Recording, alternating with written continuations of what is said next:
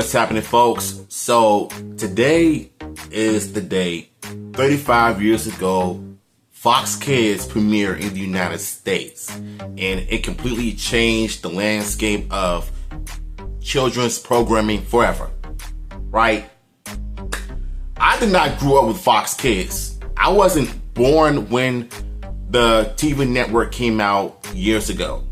Alright, I was 2 years old when the first show that I saw as a kid was Mighty Morphin Power Rangers, the series that really changed my life. I remember one day watching TV in the basement and I've seen a clip of the Megazord picking up the Dragozord. And ever since then, I got hooked on the show because of his music, because of the fight scenes, because of the Ranger costumes being shiny and stuff, until years later when I discovered in the mid to early 2000s that it was originated from Japan, known as Super Sentai. And from then on, my whole knowledge about Power Rangers really began to reprogram my mind into what I know and what are the details I didn't know until now.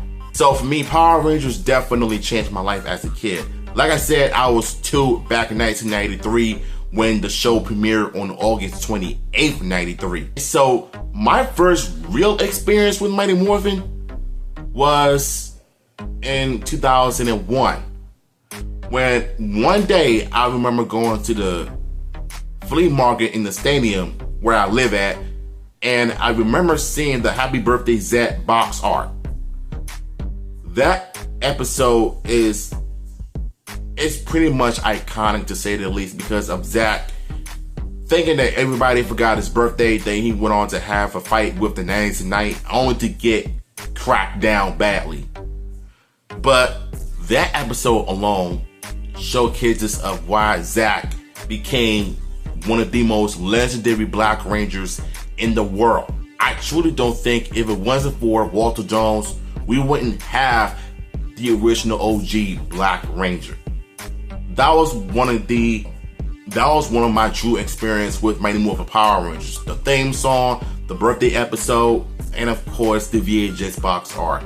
I remember going to New York one day and I've seen High Five, Happy Birthday Zack, and No Clowning Around, and I think it was a 95 movie, and the Green Redeemer miniseries. But the first tape I watched was No Clowning Around because of the box art.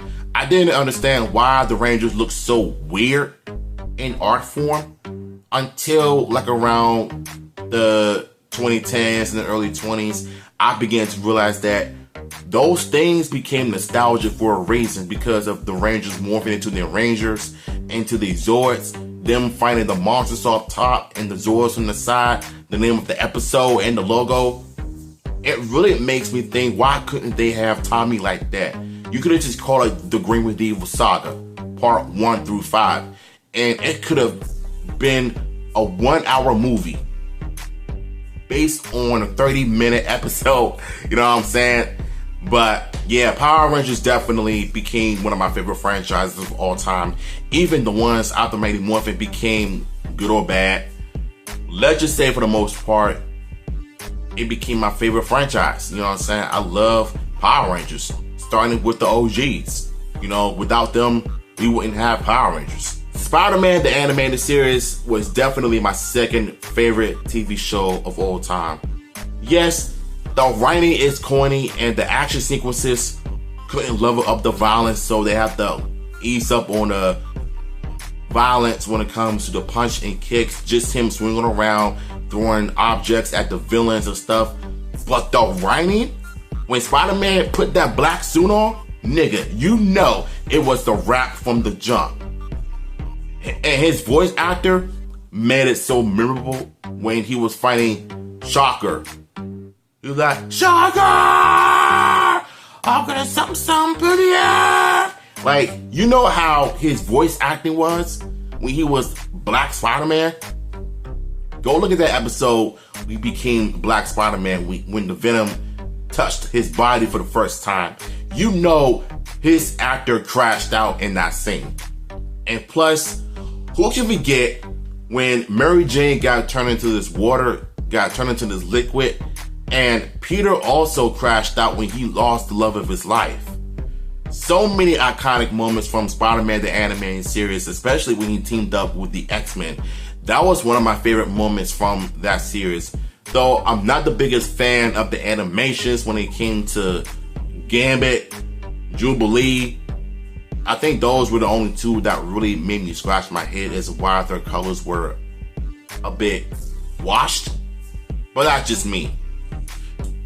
And the final episode of the final season, or should I say final multi-parter, was the Spider-Clone era, wherein him and all the other Spider-Men from different universes and dimensions teamed up to stop whatever it is that they're stopping once and for all. And plus, he also teamed up with the original Avengers, with Black Cat joining, Human Torch, Captain America, Storm, I think Doctor Strange was with them.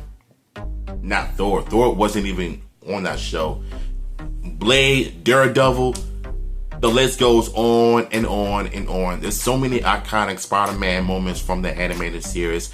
And plus, he also made a surprise cameo in X-Men 97, which I believe is the 9th episode. One or the other. Spider-Man 94 was definitely iconic. And last but not least, 1992's X-Men animated series. How many of you all grew up with the X-Men animated series back in 1982? Because I, for one, loved the mess out of these people. I grew up with the X-Men. They became one of my favorite groups of all time because of their special abilities, their powers. Because not only the show tackles racism, but it also tackles Christianity, like Nightcrawler, because he's a mutant, but he's also a Christian at the same time. There was this one episode when he was teaching Logan about Jesus Christ, of how he doesn't believe in God, when he picks up the Bible for the first time and he begins to show his faith in Christ. And that right there was one of the most powerful moments in animation TV shows history.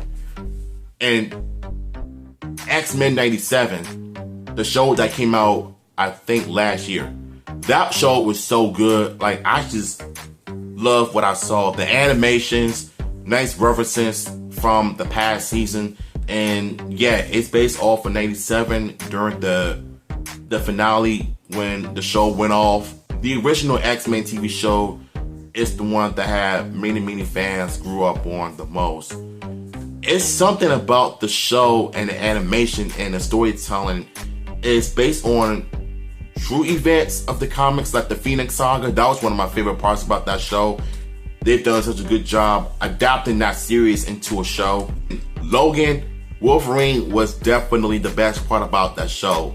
I definitely love every single mutant of that show. The writing, the storytelling, and the action sequences. And who can forget the iconic X-Men theme song? It is produced by Ron Wiseman, who will go on to produce the iconic Mighty Morphin Power Rangers theme song. He was the producer of the X-Men TV show, and so was Saban. Who would have thought? Those are my only 3 favorite shows from the Fox Kids era that premiered 35 years ago today, which is 1990. And yes, I feel old. So those are the 3 favorite franchises I grew up watching on Fox Kids. So what was your fondest memory of the Fox Kids era? Let me know in the chat down below.